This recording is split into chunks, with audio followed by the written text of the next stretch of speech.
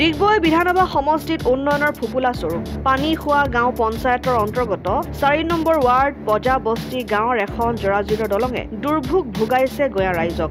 বিগত 10 বছৰৰ পৰা বিধ্বস্ত জৰাজীৰ্ণ দলঙেৰে বিপদসংকুল যাতায়াত। স্থানীয় পঞ্চায়ত প্ৰতিনিধি তথা জনপ্ৰতিনিধিৰ অমনোযোগিতাৰ বাবে বিগত 10 বছৰ কাল নিজৰ গাঁঠিৰ ধন খৰচেৰে বাঁহৰ দলং সাজি গঞা ৰাইজে সুবিধা কৰি লৈছে যাত্ৰাপথ। চাহ জনজাতি আৰু আদিবাসী লোক বাস কৰাৰ বাবেই বিগত 15 বছৰে শাসনাধিষ্ঠিত বিজেপি চৰকাৰৰ দখলত থকাৰ পিছতো পঞ্চায়ত প্ৰতিনিধি তথা স্থানীয় জনপ্ৰতিনিধিয়ে দলংখন নিৰ্মাণত গুৰুত্ব আৰোপ নকৰাৰ অভিযোগ চাহ জনজাতি ছাত্ৰ সন্থাৰ। আগন্তুক পঞ্চায়ত নিৰ্বাচনত ডিগবৈ সমষ্টিৰ অন্তৰ্গত চাহ জনজাতি তথা আদিবাসী অধ্যুষিত এলেকাসমূহ ভোটদানৰ ক্ষেত্ৰত সজাগতা সভা অনুষ্ঠিত কৰি বিজেপিক ভোট নিদিবলৈ ব্যৱস্থা গ্ৰহণৰ হুংকাৰ ডিগবৈ চাহ জনজাতি ছাত্ৰ সন্থাৰ। নিশ্চয়কৈ ক'ব লাগিব যে আজি আমি উপস্থিত আছোঁ পানীখোৱা গাঁও পঞ্চায়তৰ 4 নম্বৰ ৱাৰ্ডত।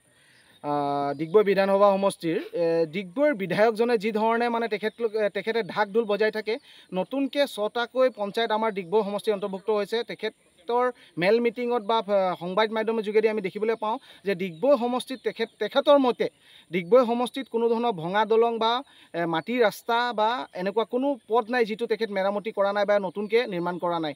গতিকে আমি ডিগবৈ সমষ্টিৰ মাননীয় বিধায়কক আমি দেখাব বিচাৰিছোঁ যে আমি উপস্থিত আছোঁ আজি 4 নম্বৰ ৱাৰ্ডত পানীখোৱা পঞ্চায়তত, য'ত নেকি 15 বছৰ ধৰি কিন্তু বিজেপি চৰকাৰে কিন্তু সভাপতি ধৰে আসন গ্ৰহণ কৰি আছে আৰু ইয়াত কিন্তু তেখেতলোকে কিন্তু এই দলংখন বনাই দিবৰ কাৰণে সক্ষম হোৱা নাই।